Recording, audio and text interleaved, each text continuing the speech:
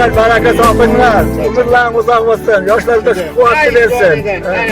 Yaşayınlar. Şu ha deb tursak ham bizlar ham shu sizlarga kuch-quvvat berib turamiz.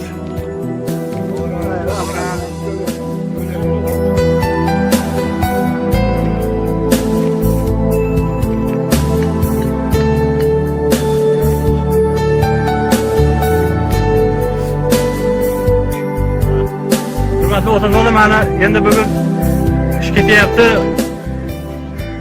Abitgacha juda ham ko'p odam keldi. Ancha ishimiz qilib qo'ydik. Abit degan kamera qoldi.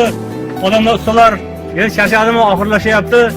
Sizlardan hammalaringdan iltimos, endigi chorshanba kuniga hamma vaqti bo'lgan kuni mana shu yerga kelinglar endi.